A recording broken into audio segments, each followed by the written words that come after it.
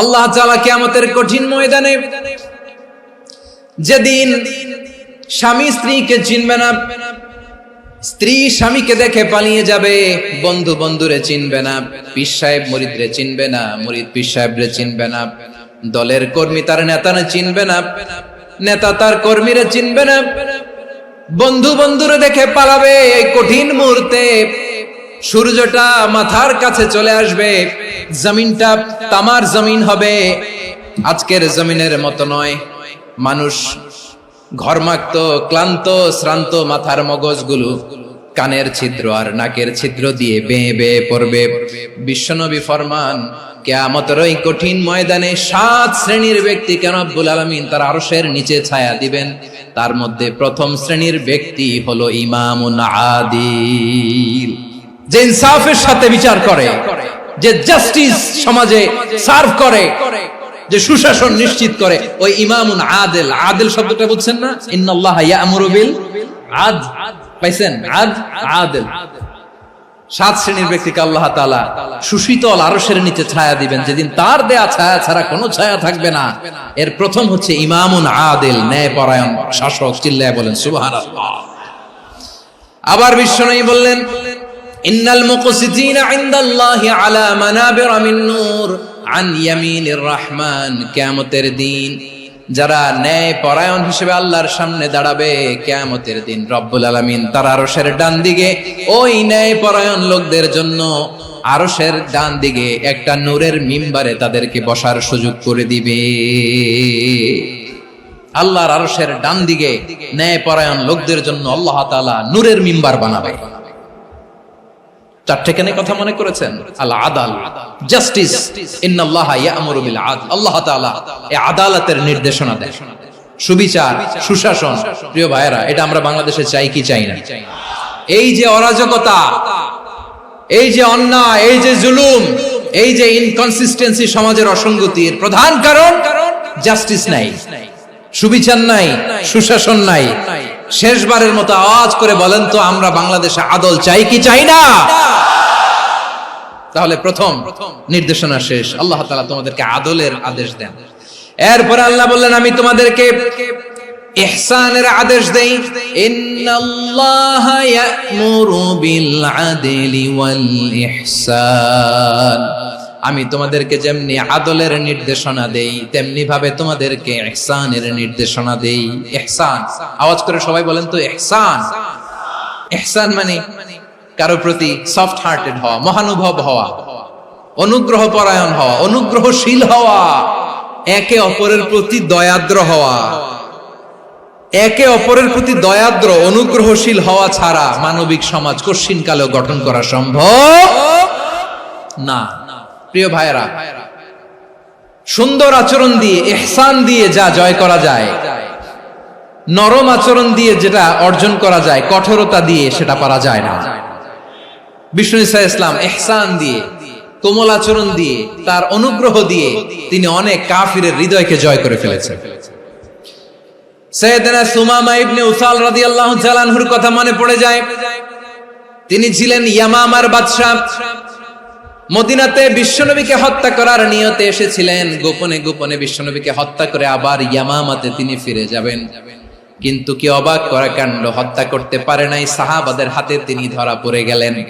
সাইয়েদনা সুমামা ইবনে উসাল রাদিয়াল্লাহু তাআলা আনহু হত্যার নিয়তে আসলেন, কিন্তু হত্যা করতে পারলেন না। সাহাবারা ওনাকে ধরে ফেললেন, ধরে মসজিদে নববীর পিলারের মধ্যে বেঁধে রাখলেন। সুমামা ইবনে উসাল, সিরাত থেকে শুনে, সিরাত থেকে শোনাচ্ছি, রাদিয়াল্লাহু তাআলা আনহু ইয়ামামার অধিপতি ছিলেন। বিশ্বনবীকে হত্যার জন্য আসছেন, ধরা পড়ে গেছেন, এখন মসজিদে নববীতে বেঁধে রাখছে, তার মানে বন্দী। এখন স্ট্যাটাস কি? বন্দী, ক্যাপটিভ। তো বিষ্ণু ঈসা ইসলাম সাহাবাদেরকে বললেন, তার খোঁজ খবর নিও, সুমামা ইবনে উসালের খোঁজ খবর নিও। সাহাবার বলেন, ইয়া রাসূলুল্লাহ, আপনাকে হত্যা করতে এসেছে, তার তো কঠিন ক্যাপিটাল পানিশমেন্ট হওয়া দরকার, কঠিন শাস্তি হওয়া দরকার। বিশ্বনবী বললেন, না, আমি যেটা জানি তোমরা সেটা জানো না, তোমরা সুমামার সাথে ভালো আচরণ করো। বিশ্বনবী সুমামার কাছে গেলেন। প্রথম দিন যে তিনি কালেমার দাওয়াত দিলেন, ইমানের দাওয়াত দিলেন, ইসলামের দাওয়াত দিলেন, রিসালাতের দাওয়াত দিলেন, আখিরাতের দাওয়াত দিলেন। পরের দিন যে বিশ্বনবী সালাতের দাওয়াত দিলেন, যাকাতের দাওয়াত দিলেন, ইসলাম কি, কিভাবে, কেমন করে পালন করতে হয় চমৎকার আর্টিকুলেট করতে শুরু করলেন। তন্ময় হয়ে সুমামা ইবনে উসাল রাদিয়াল্লাহু তাআলা আনহু বিশ্বনবীর কথাগুলো শুনতে আরম্ভ করলো। একদিন নয়, 2 দিন নয়, টানা 3 দিন বিশ্বনবী সুমামার কাছে ইসলামকে প্রেজেন্ট করেছেন, উপস্থাপন করেছেন। আওয়াজ করে বলেন, কয় দিন? 3 দিন। 3 দিন মসজিদে নববীতে বাধা। আর সাহাবীদেরকে বললেন, তার খোঁজ খবর নিও, তোমরা যে রুটি বানাও এর মধ্যে সবচেয়ে ভালো আটার রুটিটা তারে দিও, সবচেয়ে রিফাইন্ড খেজুর, যেটা পিওর খেজুর, এটা তারে দিও। আর বিশ্বনবী নিজের ওট থেকে দুধ দহন করে ওনার বাড়ির এক কর্মচারীকে বলেছেন, দুধ দহন করে সুমামার জন্য নিয়ে যেও। সুবহানাল্লাহ পড়বেন না? সবাই তো অবাক, ইয়ামামা থেকে আসছে নবীকে হত্যা করতে, বিশ্বনবী দেখে তারে জামাই আদর করে। একদিন নয়, 2 দিন নয়, টানা 3 দিন বিশ্বনবী এভাবে সুমামার কাছে যে ইসলামকে প্রেজেন্ট করতে আরম্ভ করলেন, ইসলামকে উপস্থাপন করতে শুরু করলেন। আর তাকে চমৎকার এন্টারটেইনমেন্ট, আপ্যায়ন দিতে আরম্ভ করলেন। টানা 3 দিন যখন ইসলামের দ্য বিউটিজ অফ ইসলাম, ইসলামের সুমহান বাণী, সৌন্দর্য তার কাছে উপস্থাপন শেষ, তাকে আপ্যায়ন শেষ, বিশ্বনবী বললেন সাহাবাদেরকে, যাও এবার সুমামার হাতের পায়ের রশি দুটো খুলে দাও। সাহাবারা তর্ক জুড়ে দিলেন, লা ইয়া রাসূলুল্লাহ, এমনটা করবেন না তো, ভয়ঙ্কর ভয়ঙ্কর খুনি, কি জানি কি হয়ে যায়। বিশ্বনবী বললেন, না, তার হাতে পায়ের রশিগুলো খুলে দাও। সাহাবারা বিশ্বনবীর কথা মতো তার হাতে পায়ের রশিগুলো খুলে দিল। সুমামা মুহূর্তের মধ্যে মসজিদে নববী থেকে বের হয়, ইয়ামামায় ফিরে না যে মসজিদে নববীর পাশে একটা খেজুর বাগান ছিল, সেখানে চলে গেলেন। সেখানে একটা ছোট্ট কুয়া ছিল, কুয়ার পানি দিয়ে তিনি গোসল করলেন। সুবহানাল্লাহ পড়েন। কুয়ার পানি দিয়ে গোসল করে মসজিদে নববীর সামনে এসে বিশ্বনবী এবং সাহাবাদের সামনে দাঁড়িয়ে সাব্বাবা উঁচু করে বললেন, আশহাদু আল্লা ইলাহা ইল্লাল্লাহ ওয়া আশহাদু আন্না মুহাম্মাদান আবদুহু ওয়া রাসূলুহু। আমি সাক্ষ্য দিচ্ছি আল্লাহ ছাড়া কোনো ইলাহ নাই, আর মুহাম্মদ আল্লাহ তাআলার প্রেরিত বান্দা এবং রাসূল। প্রিয় ভাইরা, ইহসান দিয়ে যা জয় করা যায়, কঠোরতা দিয়ে সেটা কঠিনকালেও জয় করা যায় না। আওয়াজ করে বলেন, ঠিক কি না? এবার সুমামা দাঁড়িয়ে বলে, ওগো নবী, আমি তো কালিমা পড়ে মুসলমান হয়ে গেলাম, এবার শোনেন, এই মুহূর্তের আগে আপনার চেহারার চাইতে নিকৃষ্ট কোনো চেহারা আমার কাছে ছিল না, কিন্তু শাহাদা পাঠ করার পরে আপনার চেহারার চাইতে উত্তম শ্রেষ্ঠ কোনো চেহারা আমার কাছে আর নাই। ও নবী, আজকের দিনের আগে ইসলাম ধর্মের চেয়ে নিকৃষ্ট অপছন্দনীয় কোনো ধর্ম আমার কাছে ছিল না, কিন্তু এই মুহূর্ত থেকে ইসলামের চেয়ে সেরা শ্রেষ্ঠ পছন্দনীয় কোনো ধর্ম আমার কাছে নাই। নবী গো, আজকের দিনের আগে মদিনার চাইতে অপছন্দনীয় নিকৃষ্ট কোনো শহর আমার কাছে ছিল না, কিন্তু এই মুহূর্তের পর থেকে মদিনার চাইতে কোনো শ্রেষ্ঠ শহর আমার জানা নাই। সে ছিল গমের বড় ডিলার, গম বেচতো। কি বেচতো? তার গম কিনে মক্কার লোকেরা রুটি খাইতো। সে ঘোষণা দিল, আজকে থেকে মক্কাবাসীদের জন্য সব গম আমি হারাম করে দিলাম, মক্কাবাসী এখন না খেয়ে মরে। সুবহানাল্লাহ পড়বেন না? মক্কাবাসী বিশ্বনবীর কাছে আসলেন, এসে বললেন, মুহাম্মদ, আমরা তো তোমার ভাই, তোমার চাচা, তোমার ভাতিজা, তোমার আত্মীয়, তুমি সুমামারে বলো সে যেন আবার গমের সাপ্লাই মক্কার জন্য অনুমতি দিয়ে দেয়। বিশ্বনবীর অনুমতি ক্রমে সুমামা আবার মক্কাতে গম পাঠাতে শুরু করলো। পড়েন সুবহানাল্লাহ। ইহসান, ইহসান দিয়ে আপনি যেটা জয় করতে পারবেন, you can win the heart of your enemies. ইহসান দিয়ে আপনি আপনার শত্রুর হৃদয়কে জয় করতে পারবেন। এজন্য আল্লাহ বললেন, ওয়া আনফিকু ফি সাবিলিল্লাহি ওয়া লা তুলকু বিআইদিকুম ইলাত তাহলুকা ওয়া আহসিনু ইন্নাল্লাহা ইউহিব্বুল মুহসিনিন। তোমরা আল্লাহর রাস্তায় দান করবে আর নিজেরা নিজেদেরকে ধ্বংসের হাতে ঠেলে দিও না। তোমরা একে অপরের প্রতি ইহসান করবে, কারণ ইহসানকারীদেরকে আল্লাহ বড় ভালোবাসেন। সুবহানাল্লাহ পড়েন। আবার সূরা রহমানে আল্লাহ বললেন, হাল জাযাউল ইহসানি ইল্লাল ইহসান ফাবিআইয়ি আলা, সবাই পড়েন ফাবিআইয়ি আলাই রাব্বিকুমা তুকাযযিবান। ইহসানের প্রতিদান হিসেবে ইহসানি হয়। বিশ্বনবী সুমামার প্রতি যেমন ইহসান করেছেন, সুমামাও ঠিক তেমন ইহসান ফিরিয়ে দিয়েছে। ঠিক কিনা বলেন? তাহলে এক নম্বরে হচ্ছে আদল, ন্যায় বিচার। দুই নম্বরে সবাই বলেন ইহসান, সদাচরণ। ইহসান দুই ধরনের প্রিয় ভাইরা, ইহসান feel ইবাদা, Ihsan feel মুআমালা।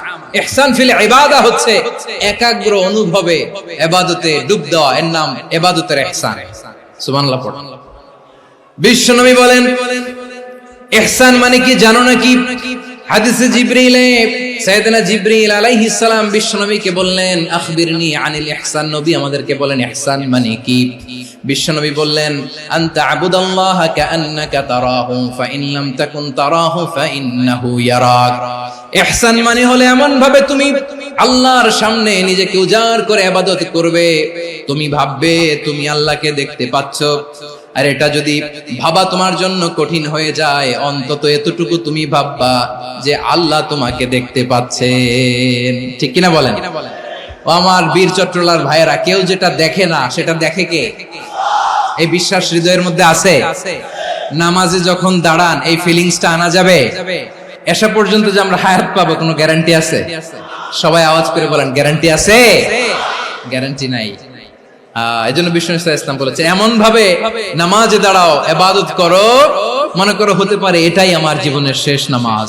Perform the সালাহ as if this is your last and final prayer. এমন ভাবে সালাতে দাঁড়াও, ভাবো হতে পারে এটাই তোমার জীবনের শেষ নামাজ। এমন ভাবে নামাজে দাঁড়াও, ভাবো এটাই শেষ নামাজ। তাহলে নামাজে একাগ্রতা বাড়ায় দিবে কে? ফলে ইবাদতের ইহসান আমাদের অর্জিত হবে। আর মুআমালাতে ইহসান হলো, বিশ্বনবী বলেন ইন্নাল্লাহা তাবারাকা ওয়া তাআলা كتب الإحسان على كل شيء فإذا قتلتم فأحسنوا القتلة وإذا ذبحتم فأحسنوا الذبح وليحد أحدكم شفرته وليرح ذبيحته। ইহসান দুই ধরনের, আওয়াজ করে বলতে হবে কয় ধরনের? একটা হচ্ছে ইহসান ফিল ইবাদা, ইবাদতে ইহসান। ইবাদতে ইহসান কি? একাগ্র অনুভব দিয়ে ইবাদত করা, মন প্রাণ দিয়ে ইবাদত করা। আর মুআমালাতে ইহসান কি? সব কাজে, দৈনন্দিন কাজে, কর্মে, সামাজিক অ্যাক্টিভিটিতে কোমলতা প্রদর্শন করা, অনুগ্রহের সাথে সবকিছু করা। আল্লাহ তাআলা ইন্নাল্লাহা তাবারাকা ওয়া তাআলা কাতাবাল ইহসান আলা কুল্লি শাই, তিনি সবকিছুর ব্যাপারে ইহসানকে আবশ্যক করেছেন। সবকিছু, মুমিনের সব কাজে ইহসানের পরশ থাকবে। ওয়া ইযা কাতালতুম ফাহসিনুল কিতলা, বিষ্ণুই বলেন তুমি যখন কাউকে হত্যা করো ইহসানের সাথে করো। সুবহানাল্লাহ পড়বেন না? যখন হত্যা করো তখনও ইহসানের সাথে। আচ্ছা হত্যা করবো আবার ইহসান আসবে করতে করে, তো মেরেই ফেলবো আমি। আল্লাহ, ও ভাই একজন খুন করেছে, খুনি, রাষ্ট্রীয় আইনে তার শাস্তি হয়েছে ডেথ পেনাল্টি, মৃত্যুদণ্ড। এখন মৃত্যুদণ্ড দেখে আপনি যেমনি মন চায় তেমনি মারবেন লোকটারে? ওর নাক কেটে ফেলতে পারবেন? ওর কান কাটতে পারবেন? ওর চোখ উপড়ে ফেলতে পারবেন আপনি? যেমন মন চায় তার অঙ্গহানি করা যাবে না। ইহসানের সাথে তাকে হত্যা করো। সুবহানাল্লাহ, this is Islam, this is the true essence of Islam. ওয়া ইযা যাবাহতুম ফাহসিনু যাবহা, যখন জবাই করবে তখনও ইহসানের সাথে জবাই করো। করব জবাই, ওইখানেও নাকি ইহসান। আচ্ছা কুরবানির দিন আমরা পশুগুলোরে কি করি বলেন সবাই আওয়াজ করে?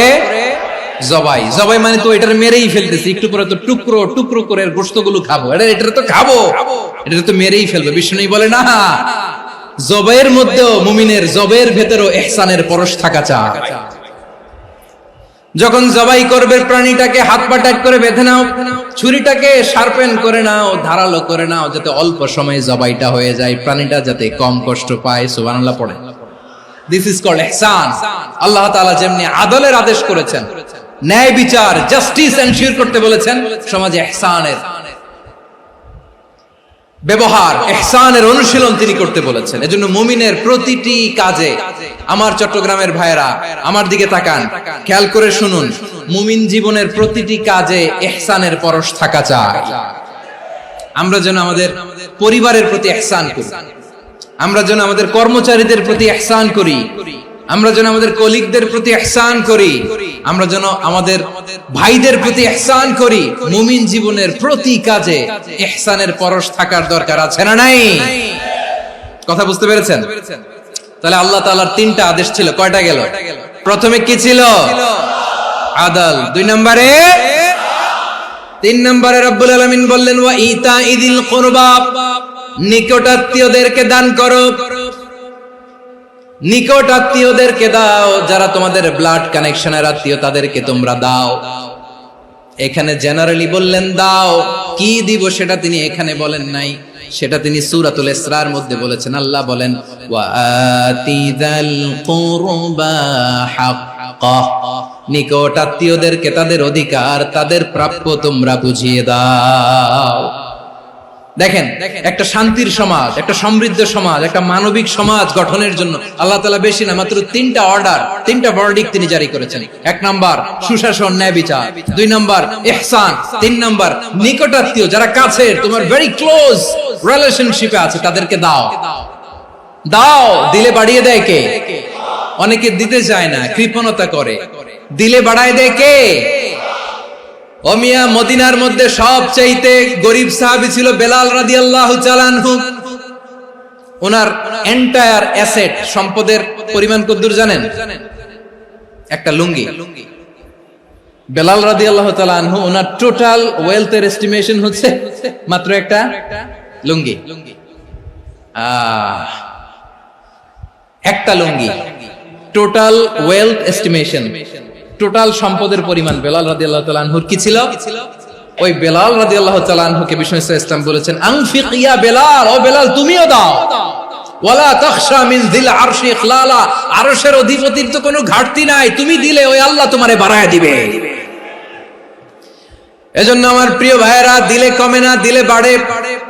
অনেকে ধরে রাখে, নতুন কিছু নিতে পারে না, হাত দিয়ে যেটা ধরে রেখেছেন এটা দিয়ে দেন, বড় একটা ধরার সুযোগ পাবেন। জোরে বলেন ঠিক কিনা? রব্বুল আলামিন বললেন 3 নাম্বার আদেশ হলো তোমাদের প্রতি সমাজটারে কেমন করে মানবিক সমাজ, সুন্দর সমাজ গড়বা। 3 নাম্বার আদেশ হলো ওয়া আতিদাল কুরবা হাক্কা, নিকটাত্মীয়দেরকে তাদের প্রাপ্য বুঝিয়ে দাও। এই নিকটাত্মীয়দেরকে তাদের অধিকার বুঝিয়ে দেওয়া, প্রাপ্য বুঝিয়ে দেওয়াতে আমাদের গাফলতি আছে না নাই?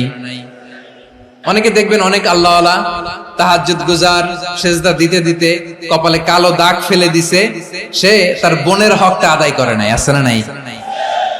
অনেক বড় হাজী সাহেব, বিশাল লম্বা দাড়ি, ছেলেরে সব দিয়ে দিছে, মেয়েরে কিছু দেয় নাই, মেয়ের হক আদায় করে নাই, আছে না নাই?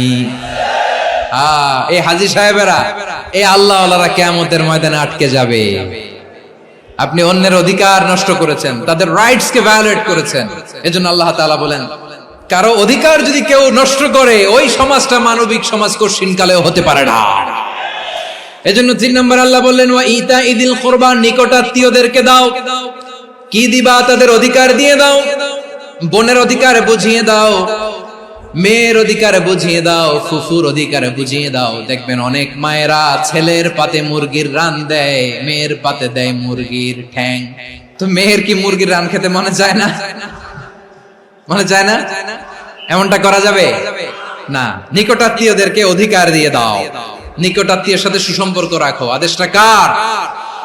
এজন্য প্রিয় ভাইয়েরা, জীবনে যদি বারাকা অর্জন করতে চান, নিকটাত্মীয়দের সাথে সুসম্পর্ক রাখতে হবে, তাদের জন্য উপহার পাঠাতে হবে। বিশ্বনবী বলেন লা ইয়াদখুলুল জান্নাতা কাতে, যে ব্যক্তি আত্মীয়তার সম্পর্ককে ছিন্ন করে দেয়, সে কঠিন কালেও আল্লাহর জান্নাতে ঢুকবে না। আপনি কি এটারে সহজ হাদিস মনে করছেন? এটা সহজ কথা? আপনি ভাবছেন আপনার নামাজ আপনারে বাঁচাতে পারবে, আপনার রোজা বাঁচাতে পারবে, আপনার তাহাজ্জুদ আপনারে বাঁচাতে পারবে? অধিকার নষ্ট করলে কিছুই আপনারে বাঁচাতে পারবে না। এজন্য নিকট আত্মীয়দেরকে দিতে হবে বেশি বেশি। বিশ্বনবী বলেন ইন্না সাদাকাতা আলাল মিসকিনি সাদাকা ওয়া আলা যির রাহিমি ইসনাতান সাদাকাতুন ওয়া সিলা। মিসকিন রে দান করলে শুধু দানের সওয়াব হয়, নিকট আত্মীয়কে দান করলে 2টার সওয়াব হয়, সাদাকার সওয়াব হয়, আবার আত্মীয়তার বন্ধন অটুট রাখার সওয়াব হয়ে যায়। আবার বিশ্বনবী বললেন মান সাররাহু আইয়ুবসাতা লাহু ফি রিজকিহি ওয়া ইনসালাহু ফি আসারিহি ফালইয়াসিল রাহিমা। যে ব্যক্তি তার রিজিকের প্রশস্ততা চায় আর হায়াতে বরকত চায়, সে যেন তার আত্মীয়ের সাথে সুসম্পর্ক রাখে। আমার প্রিয় চট্টলার ভাইয়েরা, আমাদের রিজিক বাড়ুক, এটা আমরা চাই কি চাই না? সবাই চান? হ্যাঁ, আমাদের রিজিকে প্রশস্ততা আসুক, চাই কি চাই না? আমাদের হায়াতে বরকত আসুক, আমরা চাই কি চাই না? এই দুইটা যদি চান তাহলে নিকটাত্মীয়দের সাথে সুসম্পর্ক রাখবেন। পারবেন? তাহলে সমাজটারে মানবিক সমাজ বানায় দিবে কে? তিনটা আদেশ চলে গেল। 1 নম্বরে কি ছিল? 2 নম্বরে, 3 নম্বরে নিকটাত্মীয়দেরকে দান। আল্লাহ তাআলা তিনটা জিনিসের যেমনি আদেশ করেছেন, অনুরূপভাবে তিনটা বিষয় তিনি বারণ করেছেন, নিষেধ করেছেন, ওগুলোর কাছেও যাওয়া যাবে। রাব্বুল আলামিন বলেন, ওয়ায়ানহা আনিল ফাহশাই ওয়াল মুনকারি ওয়াল বাগি। আমি যেমনি তিনটি বিষয়ে আদেশ করলাম, অনুরূপভাবে তিনটি বিষয়ে বারণ করলাম, নিষেধ করলাম। আমার 1 নাম্বার নিষেধাজ্ঞা হলো অশ্লীলতার প্রতি। ফাহশা, ওয়ায়ানহা আনিল ফাহশা, আল্লাহ তাআলা অশ্লীলতাকে নিষেধ করেছেন। কোন জিনিসকে? সবাই বলুন, কোন জিনিসকে? যত ধরনের, যত টাইপের, যত ক্যাটাগরির অশ্লীলতা হতে পারে, সব অশ্লীলতাকে হারাম করেছেন কে? ফাহশা মানে কি? কথায়, কাজে, আচরণে, কমেন্ট, ফেসবুকের কমেন্টসে যত ধরনের নোংরামো আছে, যত ধরনের অশ্লীলতা আছে, এটাকে আরবিতে বলে ফাহশা। রাব্বুল আলামিন বলেন, কুল ইন্নামা حرم ربي الفواحش ما ظهر منها وما بطن। ও নবী, আপনি বলে দেন, আমার রব প্রকাশ্য, অপ্রকাশ্য, স্পষ্ট কিংবা অস্পষ্ট, দৃশ্যমান কিংবা অদৃশ্যমান সব অশ্লীলতাকে হারাম করেছেন। সব ধরনের অশ্লীলতা হারাম। আল্লাহ তাআলা আমাদেরকে অশ্লীলতা থেকে বাঁচান। এবার বলেন, আমাদের সমাজে অশ্লীলতা আছে না নাই? অশ্লীলতা নানা ভাবে, নানা নামে, নানা মোড়কে আমাদের সমাজে আছে না নাই? সংস্কৃতির নামে, ফ্যাশনের নামে, বিনোদনের নামে, উপন্যাসের নামে, কনসার্টের নামে অশ্লীলতা আছে না নাই? আপনি দেখেছেন কনসার্টগুলোর অবস্থা? আমাদের তরুণ তরুণীরা, আমাদের যুবক যুবতীরা, আমাদের জেনজিরা, কি অবস্থা ওইখানে? কনসার্টের নামে অশ্লীলতা আছে না নাই? ছেলে মেয়ে একে অপরকে জড়ায় ধরতেছে, একে অপরকে চুমু খাচ্ছে, প্রকাশ্যে, দিবালোকে, গণমানুষের সামনে। আল্লাহ তাআলা এই অশ্লীলতা থেকে আমাদেরকে বেঁচে থাকতে বলেছেন। রূপালী জগতের নামে অশ্লীলতা আছে না নাই? এই টার্মটা আপনারা জানেন না? রূপালী জগৎ কি জগৎ? আসলে কি রূপালী জগৎ না অন্ধকার জগৎ? আমার বোনেরা, আপনাদেরকে যে কি বলে তারা বুঝায়, রূপালী জগৎ শুনেই আপনি ভরকে যাবেন না। রূপালী জগতে যে নারী যত বেশি উলঙ্গ, সে নাকি তত বেশি সাহসী। জানেন? বলে এটা একটা সাহসী নারী, খুব সাহসী পদক্ষেপ তার। যত বেশি শরীর থেকে কাপড় নামাতে পারবে, যত বেশি বস্ত্রহীন হয়ে নিজেকে প্রেজেন্ট করতে পারবে, সে নাকি তত বেশি সাহসী। আমার চট্টলার ভাইয়েরা, শয়তানের প্রথমে এজেন্ডা ছিল বনি আদমকে বস্ত্রহীন করা। সে আদম এবং হাওয়া আলাইহিস সালামকে নিষিদ্ধ গাছের ফল খাইয়ে তাদেরকে বস্ত্রহীন করেছে। এই জামিনেও সে আমাদেরকে বস্ত্রহীন করতে চাইবে। এই রূপালী জগতের নামে তারা এটা করে। আমার প্রিয় বোনেরা, আপনি জানেন না আপনার দাম কত? ওরা আপনাদেরকে বিজ্ঞাপনের সস্তা পণ্য বানাতে চায়। ওরা আপনাদেরকে ওদের ভোগের লিপসার টুলস বানাতে চায়। ওরা আপনাদেরকে দিয়ে ওদের খায়েশ পূরণ করতে চায়। এটা আপনাদের জন্য মোটেও ডিগনিটি নয়, এটা আপনাদের জন্য সম্মান নয়। আপনার সম্মান শালীনতায়, আপনার সম্মান হেজাবে, আপনার সম্মান ভদ্রতায়, আপনার সম্মান আপনার ডিসেন্ট পোশাকে। পোশাক বলে দেয় এই নারীটা ভদ্র না অভদ্র। পোশাক বলে দেয় এই মেয়েটা কোন ঘরের মেয়ে। আপনি জানেন না? আপনারা সস্তা পণ্য বানায়, ভোগের পণ্য, বিলবোর্ডে আপনাকে উলঙ্গ করে উপস্থাপন করে।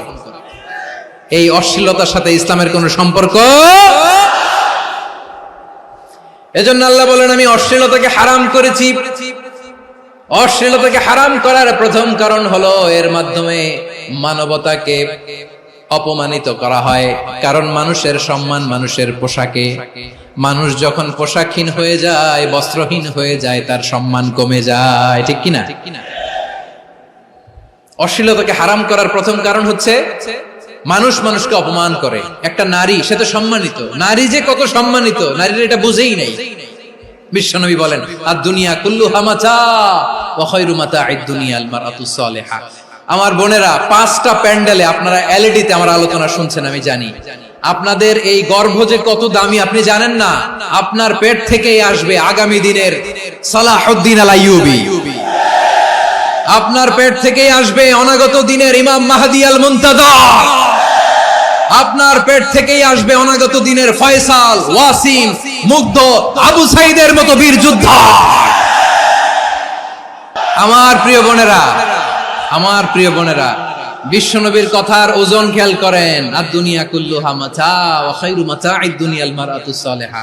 দুনিয়ার সবকিছুই অ্যাসেট, এর মধ্যে সবচেয়ে দামি অ্যাসেট নেককার নারী। আপনার গর্ভ যে কত দামি আপনি জানেন না। নিজের সময়টাকে কাজে লাগান, কোরআন পড়েন, সুন্নাহ পড়েন। আপনার অনেক দায়িত্ব ঘরে। You are the MD of your family. একটা family it's a very big institution. পরিবার একটা অনেক বড় প্রতিষ্ঠান, and you are the MD of your institution. আপনি এই পরিবারের MD, managing director of your family. এখানে আপনার কত দায়িত্ব। আপনি ছেলে মেয়েদেরকে তারবিয়া করবেন, আপনি আপনার স্বামীর জন্য ঘরটারে জান্নাতের নীর বানাবেন, আপনার জন্য জান্নাতের ডুপ্লেক্স বাড়ি ওইখানে তৈরি করে রাখবে কে? আপনি যে কত দামি আপনি জানেন না। নারীদেরকে আল্লাহ বানিয়েছেন উচ্চতর করে, নিম্নতর নয়। নারীদেরকে ছোট্ট জিনিস দিলে এটারে বড় করে দেয়। নারীদেরকে ভ্রূণ দিলে, শুক্রাণু দিলে নারী এটারে বাচ্চা হিসেবে উপহার দেয়, ঠিক কিনা? বিয়ের মাধ্যমে স্বামী যখন তার শুক্রাণু তার স্ত্রীকে উপহার দেয়, স্ত্রী রিটার্নে কি উপহার দেয়? ফুল ফর্ম বেবি, মানব সন্তান। দেখছেন, আপনি দিলেন একটু, উনি দিছে বিশাল। আপনি যদি নারীকে বাজার এনে দেন, নারী এটাকে সুস্বাদু খাবারে রূপান্তর করে দেয়। আপনি তাকে একটা মুচকি হাসি দিয়ে দেন, সে তার কলিজা দিয়ে দেয়। কিন্তু যদি আপনি তার মনে কষ্ট দেন, সে আপনার জীবনকে জাহান্নাম বানায়া দেয়। নারীর মন বুঝতে পারলে নেয়ামত, বুঝতে না পারলে কিয়ামত। আমার প্রিয় বোনেরা, আপনি যে কত দামি আপনি জানেন না। অনেক দামি আপনি। আপনাদেরকে যেন ভোগের সস্তা পণ্য বানাতে না পারে, আপনাদেরকে সচেতন থাকতে হবে। তাহলে কেন আল্লাহ তাআলা এই ফাহশা, অশ্লীলতাকে হারাম করলেন? 1 নাম্বার, এতে হিউম্যান ডিগনিটি কমে। 2 নাম্বার, এতে মানুষের অধিকার নষ্ট হয়। আপনি বিয়ে করেছেন, এরে পরকিয়া করেন, ওর সাথে এরকম আছে না নাই? স্ত্রীর অধিকার নষ্ট করেছেন। আপনি বিবাহ সম্পর্কে আবদ্ধ হয়েছেন তার সাথে, আপনি পরকিয়া করেন ওই ছেলের সাথে, আপনি আপনার হাজবেন্ডের সাথে বিট্রে করেছেন। এজন্য আল্লাহ অশ্লীলতাকে হারাম করেছেন।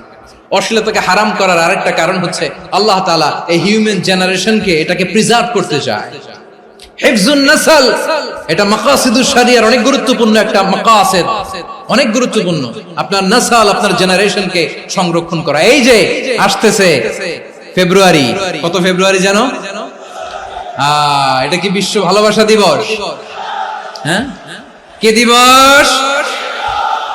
এই বিশ্ব ভালোবাসা দিবসের সাথে মুসলমানদের কোনো সম্পর্ক নাই। আমার প্রিয় ভাইরা, এই যে আপনি অবৈধ সম্পর্কে জড়ালেন, কেন আল্লাহ অশ্লীলতাকে হারাম করেছে দেখেন। বলতেছিলাম যে এটা আপনার নাসল, আপনার জেনারেশন, আপনার লিনিয়েজ, আপনার বংশকে প্রিজার্ভ করা। কে কার বাবা, কে কার মা, বাবা মা জানা, প্রজন্মকে প্রিজার্ভ করা, এটা ইসলাম ওয়াজিব করে দিয়েছে।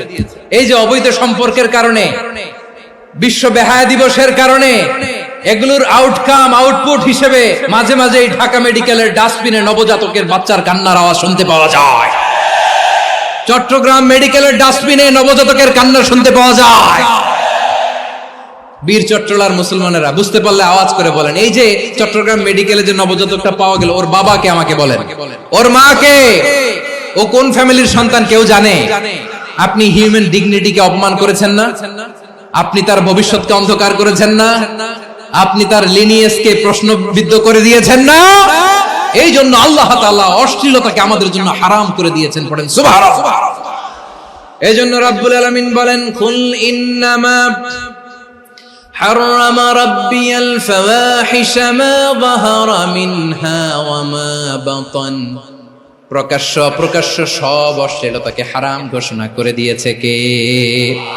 আবার দুনিয়ার বুকে যারা অশ্লীলতার প্রসার করে তাদের জন্য শাস্তি মজুদ রেখেছে কে? রব্বুল আলামিন বলেন, ইন্নাল্লাযীনা ইউহিব্বুনা আন তাশিআল ফাহিশাতু ফিল্লাযীনা আমানু লাহুম আযাবুন আলীমুন ফিদ দুনিয়া ওয়াল আখিরাতি ওয়াল্লাহু ইয়ালামু ওয়া আনতুম লা তা'লামুন। নিশ্চয়ই যারা বিশ্বাসীদের মাঝে অশ্লীলতার প্রচার প্রসার করতে চায় তাদের জন্য আমি মর্মন্তুদ শাস্তি প্রস্তুত করে রেখেছি, দুনিয়াতেও রেখেছি, আখিরাতেও রেখেছি। ঘোষণাটা কার?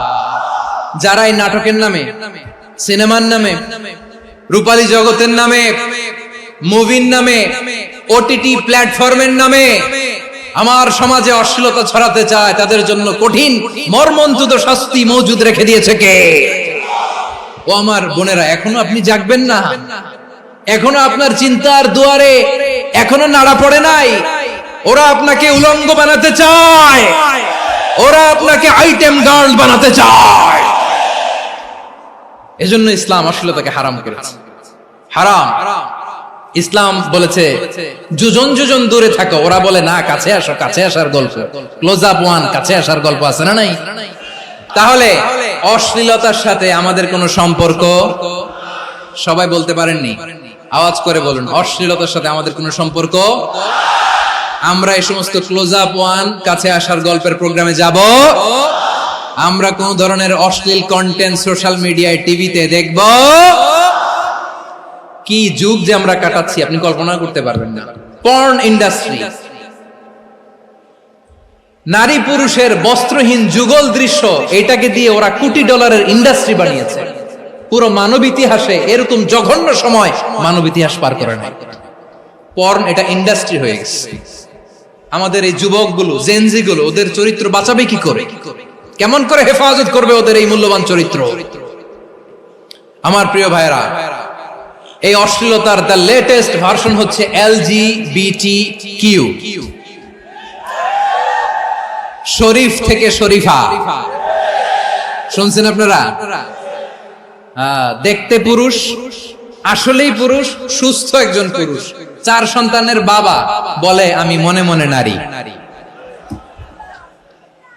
দেখতে নারী, সুস্থ নারী, আসলেই সে দিব্যি একজন নারী, বলে আমি মনে মনে পুরুষ। সবচেয়ে ভয়ঙ্কর অশ্লীলতার সবচাইতে লেটেস্ট ভার্সন হচ্ছে এই ট্রান্সজেন্ডারিজম। সুস্থ পুরুষ তার বায়োলজিক্যাল গ্রোথকে হরমোন দিয়ে স্টপ করে দিয়ে সে সার্জারি করে নারী হতে চায়। সুস্থ নারী পুরুষ হতে চায়। পুরুষ পুরুষের প্রতি সেক্সুয়ালি আকর্ষণ বোধ করে। এটা লূত আলাইহিস সালামের কওমের মধ্যে ছিল। এটাকেও আল্লাহ কোরআনে ফাহিশা বলেছেন। ওয়ালুতান ইয قال لقومه أتأتون الفاحشة ما سبقكم بها من أحد من العالمين। লূত আলাইহিস সালাম বললেন, তোমরা কি এমন এক অশ্লীল কার্যক্রমে ডুব দিলে নাকি যেটা গোটা বিশ্বের কেউ কখনো করে নাই, তোমরাই প্রথম করেছো? পড়েন নাউযুবিল্লাহ। এই পশ্চিমের এই রোগ আমার দেশে যেন আসতে না পারে, আমাদের সজাগ থাকতে হবে। প্রিয় ভাইরা চিল্লায় বলেন ঠিক কিনা? পশ্চিমের অবস্থা ভয়ঙ্কর। পাশ্চাত্যে, আমি যুক্তরাষ্ট্রে ছিলাম অনেকদিন, কয়েক মাস, বিভিন্ন স্টেটে ঘুরেছি। গার্ডিয়ানরা উদ্বিগ্ন, ছেলে মেয়েদেরকে, ছোট্ট ছেলে মেয়ে, ওদেরকে জিজ্ঞেস করে, তুমি how do you feel right now inside yourself? তুমি ভিতরে ভিতরে কেমন ফিল করো? তোমার কি ছেলে ছেলে লাগে না মেয়ে মেয়ে লাগে? আচ্ছা বলেন, এই ছোট্ট বাচ্চাটা ওকে এগুলো জেন্ডার অ্যাসাইনমেন্ট বলতে এগুলো কিছু বুঝে? এইভাবে মিসগাইড করা হচ্ছে। কৌতূহল বশত ছোট্ট ছেলে যদি বলে আমার তো মেয়ে মেয়ে লাগে, তখন বলে যে না তুমি মেয়ে, ছেলে না। মা বাবা বাধা দিলে ওকে আলাদা গভর্নমেন্ট হাউসে নিয়ে যায়। ভয়ঙ্করতম অবস্থা। আমরা একটা সময় শুনতাম যে হুজুর আমার ছেলেটা খুব ভালো, হাফেজে কোরআন, আল্লাহওয়ালা। হুজুর আমার ছেলে দাড়ি রাখছে, আল্লাহওয়ালা। হুজুর আমার ছেলে 5 ওয়াক্ত সালাত জামাতের সাথে পড়ে, তার মানে আল্লাহওয়ালা। পশ্চিমে যে আমি কি শুনছি জানেন? ওরা বলে হুজুর আমার ছেলেটা ইউনিভার্সিটির একটা মেয়ের সাথে প্রেম করে, ও খুব আল্লাহওয়ালা, হুজুর দোয়া করবেন।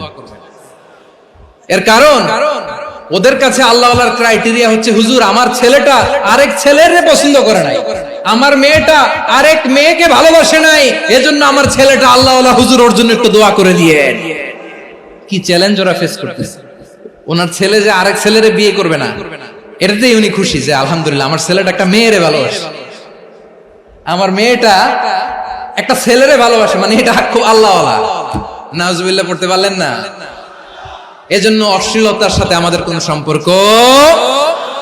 রাব্বুল আলামিন বলেন ওয়ায়ানহা আনিল ফাহশাই ওয়াল মুনকারি ওয়াল বাগি, তিনটা জিনিসকে আমি নিষিদ্ধ করলাম। এক নাম্বার হলো ফাহশা, অশ্লীলতা। দুই নম্বরে হলো মুনকারের সমস্ত মন্দ কাজ। মুনকার মানে হচ্ছে যত মন্দ কাজ, খারাপ কাজ, বাজে কাজ, এটার বলে মুনকার। এটার কি বলে? আপনারা পড়ছেন না, তা'মুরুনা বিল মা'রুফি ওয়া তানহাউনা আনিল মুনকার। সৎ কাজের আদেশ, অসৎ কাজের নিষেধ। মুনকার, মুনকার হচ্ছে মানুষের স্বাভাবিক বিবেকবোধ যেটাকে খারাপ বলে, ওইটাই মুনকার। পৃথিবীর সব আসমানি গ্রন্থ যেটাকে খারাপ বলেছে, মানুষের স্বাভাবিক বিবেকবোধ যেটাকে খারাপ বলেছে, এগুলো সব মুনকার। যেমন ইফতিজিং, এটা কি ভালো না খারাপ? মজুদদারি, খাদ্যে ভেজাল দেওয়া, ওজনে কম দেওয়া, মাছে ফরমালিন মিশানো, চাঁদাবাজি, টেন্ডারবাজি, দখলবাজি, এগুলো আমাদের স্বাভাবিক বিবেকেই বলে এগুলো খারাপ, এগুলো হচ্ছে মুনকার। আল্লাহ তাআলা এই মুনকার থেকে আমাদেরকে বেঁচে থাকতে বলেন, আর শয়তান এই মুনকারের প্রতি আমাদেরকে উদ্বুদ্ধ করে। আল্লাহ তাআলা বললেন, ইয়া আইয়ুহাল্লাযীনা আমানু লা তাত্তাবিউ খুতুওয়াতিশ শাইতান ওয়া মান ইয়াত্তাবি' খুতুওয়াতিশ শাইতানি ফাইন্নাহু ইয়া'মুরু বিল ফাহশাই ওয়াল মুনকার। আল্লাহ বললেন, আমার গোলামেরা শোনো শোনো, ও আমার বিশ্বাসী বান্দারা খবরদার, তোমরা কশিনকালেও শয়তানের পদাঙ্ক অনুসরণ করবে না, কারণ শয়তান তোমাদেরকে অশ্লীলতা এবং মন্দ কাজের দিকে উদ্বুদ্ধ করে। আমাদের কাজ হচ্ছে শয়তান আমাদেরকে যেদিকে নিতে চায় আমরা তার উল্টা দিকে যাব। শয়তান এই মন্দ কাজকে আমাদের কাছে বিউটিফাই করে, চাকচিক্যময় করে আমাদের সামনে উপস্থাপন করে। এজন্য আল্লাহ বলেন মুনকারকে থামাতে হবে, মুনকার প্রতিরোধ করতে হবে। মুনকার প্রতিরোধের দায়িত্ব শুধু আমাদের নাকি? শুধু আপনার খতিব সাহেবের, ইমাম সাহেবের, নাকি মুসলিম উম্মার সবার? আওয়াজ করে বলুন, মুনকার অসৎ কাজ প্রতিরোধের দায়িত্ব কার? রাব্বুল আলামিন বলেন, কুনতুম খায়রা উম্মাতিন উখরিজাত লিন-নাসি তা'মুরুনা বিল মা'রুফি ওয়া তানহাউনা আনিল মুনকার। তোমাদেরকে শ্রেষ্ঠ জাতি করে জমিনের মধ্যে আবির্ভূত করা হয়েছে, যাতে করে তোমরা জমিনের ভেতরে সৎ কাজের আদেশ করতে পারো আর অসৎ কাজের নিষেধ করতে পারো। উম্মাহ, কুনতুম খায়রা, তাহলে গোটা উম্মার দায়িত্ব, এটা বুঝতে পারছেন তো? আচ্ছা, আরো নিচে আসেন। এরপরে আল্লাহ বললেন, শুধু উম্মাহ না, এই জমিনের রাজত্ব আমি যাদের হাতে দেই, এই জমিনের মালিক আমি যাদেরকে বানিয়ে দেই, যাদেরকে আমি সরকারের দায়িত্ব দেই, তাদেরকেও মুনকার প্রতিরোধের দায়িত্ব দিয়েছে কে? আল্লাহ বলেন, যারা ক্ষমতার মসনদে বসেছে তাদেরকে 4 দফা কর্মসূচি আমি আল্লাহ দিলাম। আওয়াজ করে বলেন, কয় দফা? আল্লাহ বলেন, আল্লাযীনা ইম্মাক্কান্নাহুম ফিল আরদি আকামুস সালাতা ওয়া আতাউয যাকাতা ওয়া আমারু বিল মা'রুফি ওয়া নাহাউ আনিল মুনকার ওয়ালিল্লাহি আকিবাতুল উমুর। যারা এই জমিনের উত্তরাধিকার হয়েছে তারা 4 দফা কর্মসূচি নিয়ে সামনে আগাবা। সালাত কায়েম করবা, যাকাত আদায় করবা, সৎ কাজের আদেশ দিবা, অসৎ কাজ থেকে মুনকার প্রতিরোধ করবা। আদেশটা কার? আমার প্রিয় চট্টলার ভাইরা, পুরো উম্মার দায়িত্ব মুনকার প্রতিরোধ করা, সরকার প্রধানের দায়িত্ব মুনকার প্রতিরোধ করা। এরপর আল্লাহ বলেন, প্রতিটা ফ্যামিলির যিনি প্রধান সিইও বাবা, প্রত্যেক বাবারও দায়িত্ব এই মুনকার প্রতিরোধ করা। আওয়াজ করে বলেন ঠিক কি না? যেমনটি সাইয়েদনা লোকমান আলাইহিস সালাম ওনার কলিজার টুকরা সন্তানকে আদেশ করেছেন, ইয়া বুনাইয়া আকিমিস সালাতা ওয়া'মুর বিল মা'রুফি ওয়ানহা আনিল মুনকার। পড়েন সুবহানাল্লাহ। বাবা ছেলেকে সবক দিচ্ছে। লোকমান আলাইহিস সালাম ছেলেকে বলতেছে, ওরে আমার কলিজার টুকরা সন্তান, ওরে আমার বাছা, নামাজ কায়েম করবা, সৎ কাজের আদেশ দিবা, আর মুনকার প্রতিরোধ করবা, অসৎ কাজ, সমাজ থেকে খারাপ কাজকে ঝেঁটে বিদায় করে দিবা। তাহলে দেখেন, আমি স্টেপ বাই স্টেপ নামলাম। পুরা উম্মার দায়িত্ব, জমিনের উত্তরাধিকারী আল্লাহ যাদেরকে বানিয়েছেন সরকার, তাদের দায়িত্ব, প্রতিটি ফ্যামিলির প্রধানের দায়িত্ব, এরপরে বিশ্বনবী বলেন সচেতন প্রতিটি মুসলিমের দায়িত্ব সমাজ থেকে মুনকারকে উৎখাত করা। বিশ্বনবী বলেছেন, মান রাআ মিনকুম মুনকারান ফালিয়ুগাইয়িরহু বিয়াদিহি ফাইন লাম ইয়াস্তাতি ফাবিলিসানিহি ওয়া ইন লাম ইয়াস্তাতি ফাবিকলবিহি ওয়া যালিকা আযআফুল ঈমান। সমাজে যে মুনকার দেখবে, খারাপ কাজ দেখবে, সেজন্য হাত দিয়ে সেটাকে থামায়। আমার প্রিয় ভাইরা, না থামালে আমরাই ডুববো শেষমেশ। আমাদের বাঁচার জন্য হলেও থামাইতে হবে। রব্বুল আলামিন বলেন, ওয়াত্তাকু ফিতনাতাল লা তুসিবান্নাল্লাযীনা যালামু মিনকুম খাসসা। ও আমার গোলামেরা, ওই আযাবকে ভয় করো যে আযাব যখন আমি জমিনের বুকে পাঠাই, শুধু জালেমদেরকেই মারি না, আলেমদেরকেও মারি। আযাব যখন আসে তখন শুধু জালিমই মরে না, আলেমও মরে। জানেন, মুসা আলাইহিস সালামের পায়ে একবার লাল পিঁপড়া, তো উনি রেগে মেগে পাশি দেখে লাল পিঁপড়ার বাসা, পা দিয়ে ডলে মুছে সবগুলো পিঁপড়া মেরে ফেলছে। এই ঘটনাটা আল্লাহ ঘটিয়েছেন এজন্য মুসা আলাইহিস সালাম ছিলেন কালিমুল্লাহ, সরাসরি আল্লাহর সাথে কথা বলতেন। তিনি আল্লাহকে জিজ্ঞেস করেছিলেন, আল্লাহ তুমি যখন কোন জনপদে আযাব পাঠাও, শাস্তি দাও, ওখানকার শুধু জালেমরাই তো মরে না, ভালো মানুষগুলোও মরে, তো আযাব দিবা মুশরিকদের উপর দিবা, অবাধ্যদের উপর দিবা, ভালো মানুষগুলোরে মারো কেন? আল্লাহ বললেন, মুসা তোমার যে কামড় দিছিল পায়ের মধ্যে পিঁপড়া, কয়টা পিঁপড়া? একটা পিঁপড়া, তো সবগুলারে মারলা কেন? রেগে মেগে পুরো পিঁপড়ার বাসা ভেঙে ম্যাসাকার করলা কেন?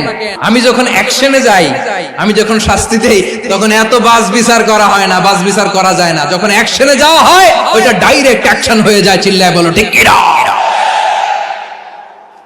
এজন্য আমাদের বাঁচার জন্য হলে ওই পাপ থামাতে হবে, এই শয়তানের অট্টহাসি থামাতে হবে, অন্যায় অপরাধ সমাজ থেকে আমাদের থামাতে হবে।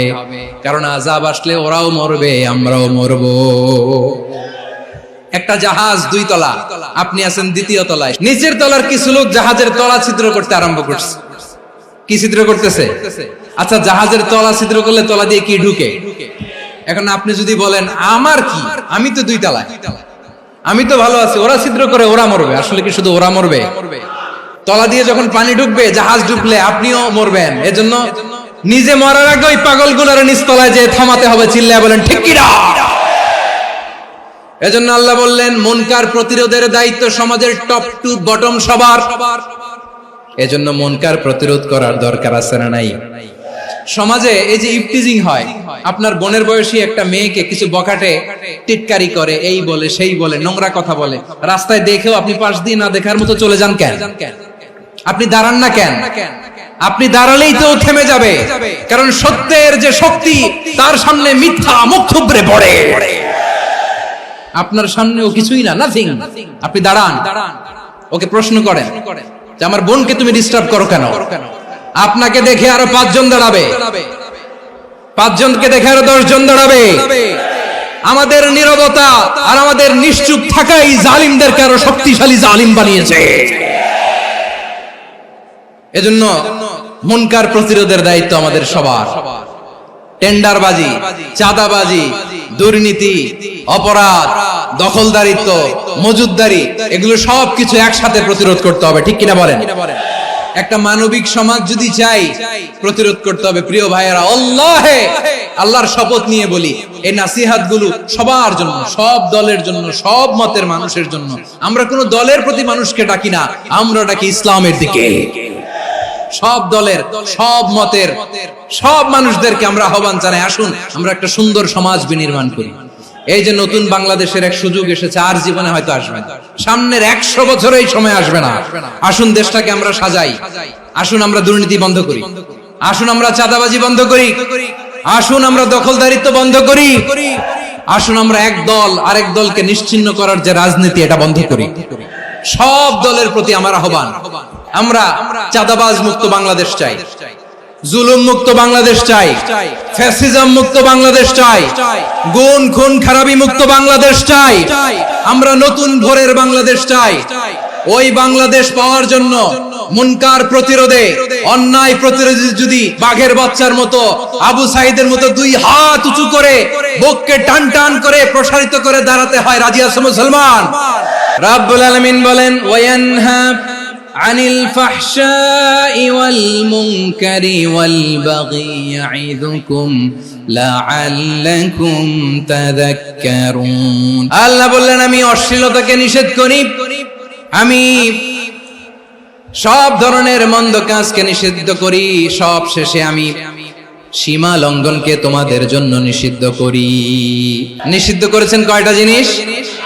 1 নম্বরে অশ্লীলতা, 2 নম্বরে মুনকার তথা সব মন্দ কাজ, 3 নম্বরে আল বাগি সীমা লঙ্ঘন, ক্রসিং দ্য লিমিট। সীমা লঙ্ঘন করা ভালো না। We all should know our limits. চিল্লায় বলেন ঠিক কিনা? একই আয়াতে আল্লাহ বললেন, কুল ইন্নামা হাররামা রাব্বিয়াল ফাওয়াহিশা মা যাহারা মিনহা ওয়া মা বাতানা ওয়াল ইসমা ওয়াল বাগিয়া বিগাইরিল হক। অন্যায় ভাবে যে অবাধ্য হয়, যে সীমা লঙ্ঘন করে, তাদেরকেও আমি এটা হারাম করে দিলাম। সীমা লঙ্ঘন করা হারাম। আল্লাহ বারবার বারবার আমাদেরকে ওয়ার্নিং দেয়। যখন আমরা থামি না তখন আল্লাহ ধরে, আর যখন ধরে তখন ছাড়ে না। ধরে ধরে ধরে না, ধরলে আল্লাহ। ফেরাউনকে কিন্তু হুট করে ধরে নাই, আপনারা জানেন 9 বার ওয়ার্নিং দিয়েছে। ফেরাউনকে আল্লাহ তাআলা ওয়ার্নিং দিয়েছিল কয়বার? রাব্বুল আলামিন বলেন, ওয়ালাকাদ আতাইনা মূসা 9 আয়াতিন বাইয়িনাত।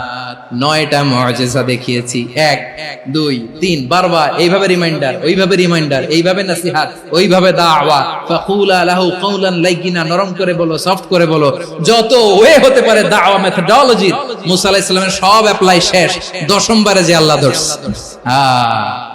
10ম বারে যে ধরেছে।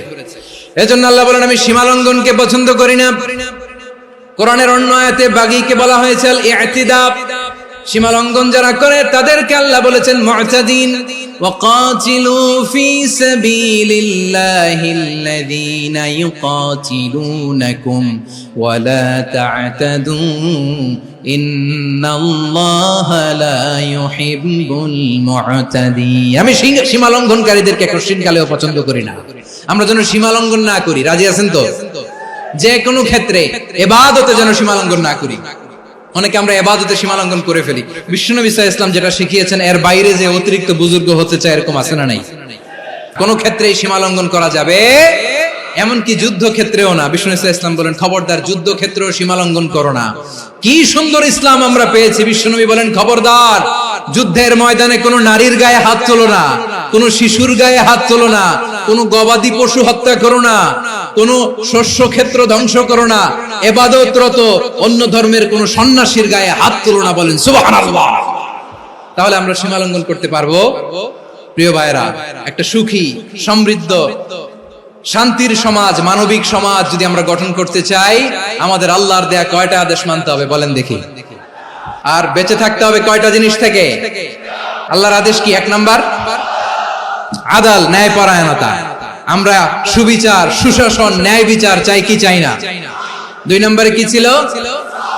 মাশাআল্লাহ, আমরা যেন সবার প্রতি দয়া পরবশ হই, ইহসান করি। 3 নম্বরে কি ছিল?